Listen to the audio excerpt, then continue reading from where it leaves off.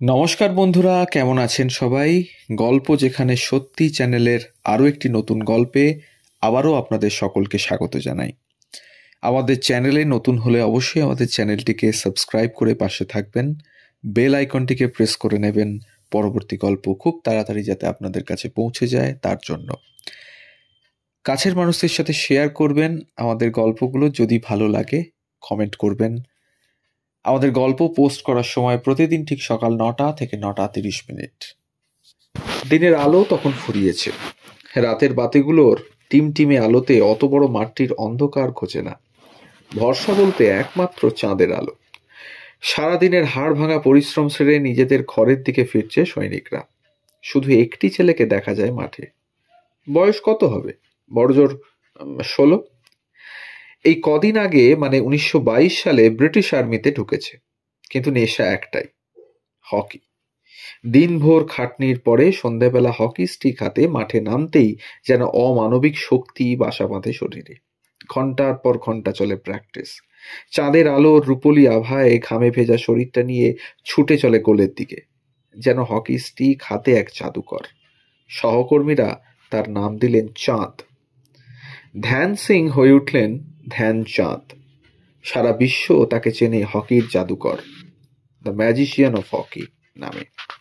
শুধু ঈশ্বর প্রদত্ত প্রতিভা থাকলেই হয় না, অক্লান্ত পরিশ্রম আর অধ্যাবসায় দিয়ে গড়ে তুলতে হয় নিজেকে। তবেই করা যায় বিশ্ব শাসন। পরাধীন দেশের হয়ে 1928, 1932, 1936-এ হকি অলিম্পিক্সে স্বর্ণপদক জয়ের মূল কাণ্ডারি তো তিনিই। আক্ষরিক অর্থেই তখন ভারতীয় হকির সোনার সময়। 1948-এ অবসর নেওয়ার আগে পর্যন্ত তার নামের পাশে লেখা ছিল 400টি গোল। ধ্যানচাঁদের জন্ম 1905 সালের এলাহাবাদে। বাবা ছিলেন ব্রিটিশ সেনাবাহিনীতে, বদলির ডিউটি, ফলে ছোটবেলাতে বিভিন্ন জায়গায় ঘোরার পর অবশেষে ঝাঁসিতে এসে থিতু হন। বাবার পথ ধরেই চলে আসেন সেনাতে। প্রথমে হকি নিয়ে অত মাতামাতি ছিল না। বলা যায় সেনাবাহিনীতে ঢোকার পরেই হকি স্টিক যেন জাদুদণ্ডের মতো খুঁজে নিল তাকে। বাকিটা তো ইতিহাস। 1928-এর আমস্টারডাম অলিম্পিক্সে ঘরের মাঠে নেদারল্যান্ডসকে হারিয়ে ভারতের ঝুলিতে ঢুকল প্রথম স্বর্ণপদক। অসুস্থ শরীর নিয়েও 2 গোল করেছিলেন ধ্যানচাঁদ। ভারত জিতেছিল 3-0 গোলে। টুর্নামেন্টের 5 ম্যাচে তার গোল সংখ্যা ছিল 14। আরও আকর্ষণীয় 1936-এর বার্লিন অলিম্পিক্সের গল্প, যা পরিচিত হয়ে আছে হিটলারের অলিম্পিক্স নামে। অথচ সারা জার্মানি জুড়ে প্রচারিত হচ্ছে ধ্যানচাঁদের নাম। হকি স্টেডিয়ামে চলছে এক ভারতীয় জাদুকরের খেলা। এই জাতীয় পোস্টারে ছয়লা বার্লিন, ফাইনালে মুখোমুখি জার্মানি। দর্শক আসনে স্বয়ং হিটলার। ফলাফল ছিল ভারতের পক্ষে 8-1। ধ্যানচাঁদের হ্যাট্রিক দেখেই মাঠ ছাড়েন হিটলার। তারপর প্রস্তাব দেন জার্মানির নাগরিকত্ব গ্রহণের, সঙ্গে দেওয়া হবে মেজর পদ। প্রত্যাখ্যান করেছিলেন ধ্যানচাঁদ। তখন তিনি সদ্য বিবাহিত। বিয়ের মাত্র 10 দিন পরেই চলে যেতে হয়েছে দেশের কাজে। বাড়ি ফিরতেই স্ত্রী জানকী দেবীর জিজ্ঞাসা, তার জন্য কি আনা হয়েছে? উত্তরে স্বর্ণ পদকটি তার হাতে তুলে দিলেন ধ্যানচাঁদ। কম যেতেন না ভাই রূপ সিংও। তিনিও সেই সময়ের বিখ্যাত হকি খেলোয়াড়। জাতীয় দলেও একসাথে খেলেছেন দীর্ঘদিন। 1932-এর অলিম্পিকে 2 ভাই মিলে প্রবল ব্যতিব্যস্ত করেছিলেন প্রতিপক্ষদের। সেবার ভারত আমেরিকাকে 24-1 গোলে এবং জাপানকে 11-1 গোলে হারায়। 35টি গোলের মধ্যে ধ্যানচাঁদের গোল ছিল 12টি, রূপ সিংয়ের 13টি। বিশ্বের কাছে তারা পরিচিত হলেন হকি টুইন্স নামে। একটি বিষয়ে প্রবল অহংকার ছিল তার। একটি ম্যাচে বহু চেষ্টা করেও গোল করতে পারছিলেন না ধ্যানচাঁদ। তিনি রেফারিকে নালিশ করলেন, গোলপোস্টের মাপে গন্ডগোল আছে।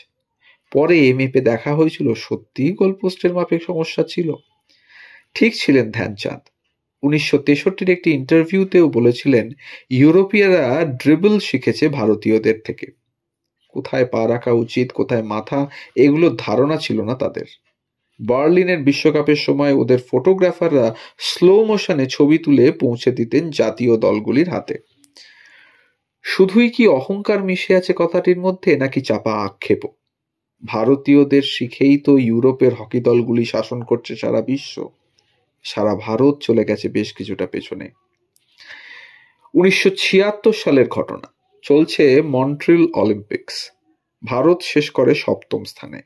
হতাশায়, ক্ষোভে, দুঃখে নাকি কেঁদে ফেলেছিলেন ধ্যানচাঁদ। অনেক বিশেষজ্ঞের মতে অনভ্যাসের কৃত্রিম টার্ফে খেলায় নাকি শোচনীয় হয়েছে ভারতীয় দলের ফল। তিনি মানেননি এইসব অজুহাত।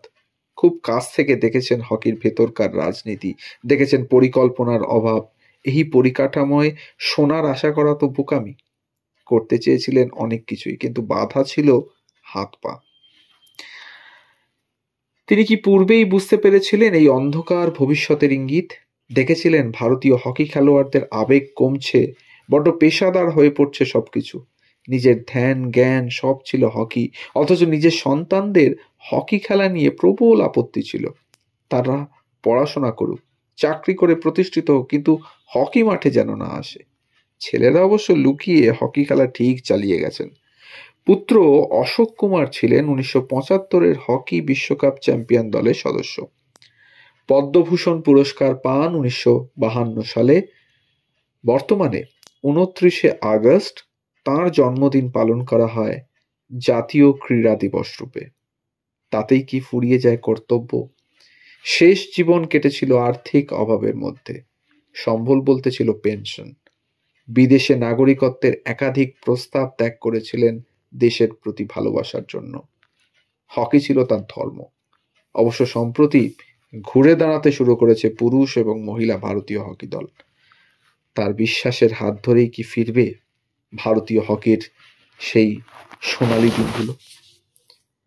এই ছিল আজকের গল্প, হকির জাদুকর ধ্যানচাঁদের গল্প, যার জন্মের দিন অর্থাৎ 29শে আগস্ট পালিত হয় জাতীয় ক্রীড়া দিবস।